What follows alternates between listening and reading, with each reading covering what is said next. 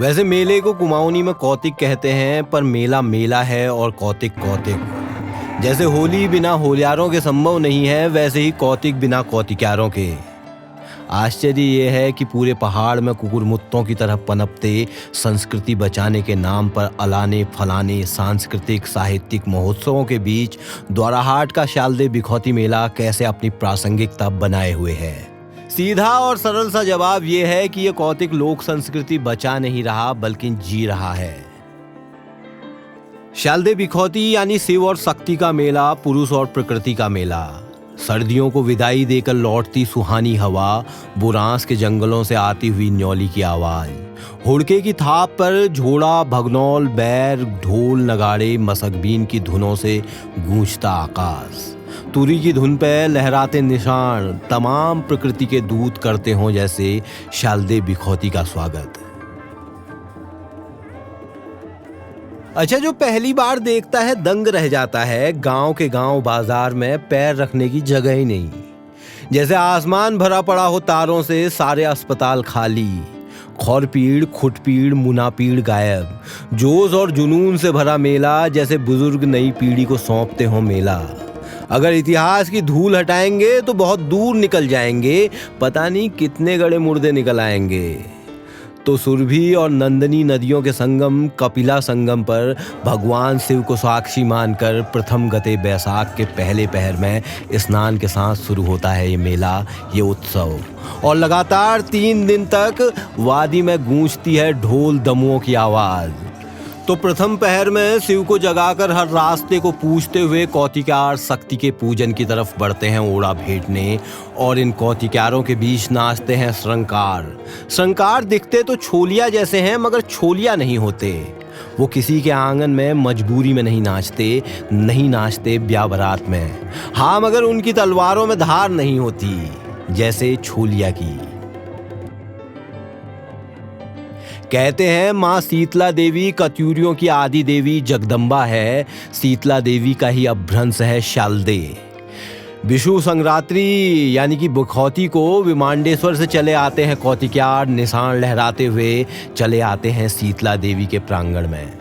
अच्छा, वैसे मेला कोई मैनेज नहीं करता, शायद यही कारण है कि इतना जीवंत है मेला। लेकिन सुरक्षा के मद्देनजर प्रशासन मुस्तैद रहता है। मेले की तैयारियां 1 महीने पहले से शुरू हो जाती हैं। गांव घरों के आंगन में बजने लगते हैं हुड़के, थिरकने लगते हैं पैर, 2 आगे 1 पीछे, और झोड़ों के जोड़ इतने मजबूत होते हैं कि बढ़ने लगती है झोड़ों की गोलाइयां। मैं एटकिंसन या बैरन की नजर से नहीं देखता इन पहाड़ों को। ये घाटियां खूबसूरत हैं तो हैं, इन्हें किसी ठप्पे की जरूरत नहीं है। नौजुला गरख और आल धड़े सदियों से भेंटते आए हैं ओड़ा। बात रही कि आधुनिकता और बाजार क्यों नहीं खा पाई इस कौतिक को, तो पहली बात कि मेला व्यापारिक नहीं है, मेला है कृषकों का, पशुपालकों का। दूसरी बात, जिस चीज का संरक्षण होने लगे वो चीज खत्म हो जाती है। ये मेला इसलिए जीवंत बना है कि ये केवल रिवायत नहीं है, बल्कि आम जनमानस की अभिव्यक्ति का मेला है।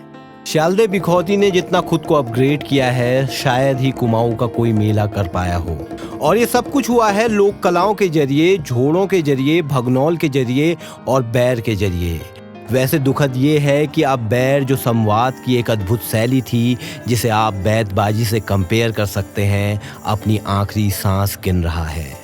हालांकि झोड़े अपनी प्रासंगिकता बनाए हुए हैं और आम जनमानस की राजनीतिक सामाजिक चेतना का परिचय है।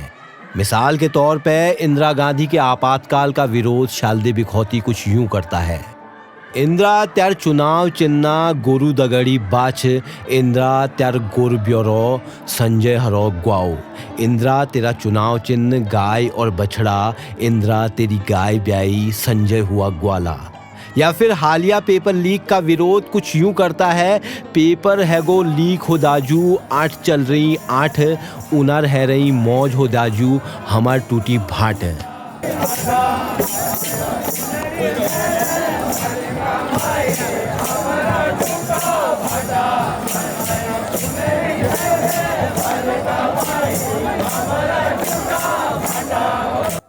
इसी उम्मीद के साथ कि हमारी अभिव्यक्ति के ये स्वर हमेशा जिंदा रहें, जो ग्रामीण अंचल से फूटकर सत्ताओं को हिलाने का काम करती रही है और सामाजिक समरसता का ये प्रतीक प्रतिकार की धारा का प्रतिनिधित्व भी करते रहे।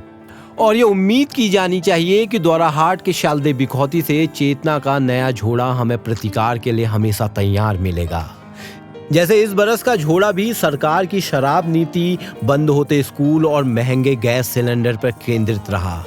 सरकारी स्कूल बंद होनी छन, नान लगूनी सुट, शराब दुकान जाग जाग खुली, पानी हरे पट, तलबे अरे मोटर कारा, मलबे अरो ठ्योल, जेल सिलेंडर रेट बढ़ाई, वीक नी हो भौल।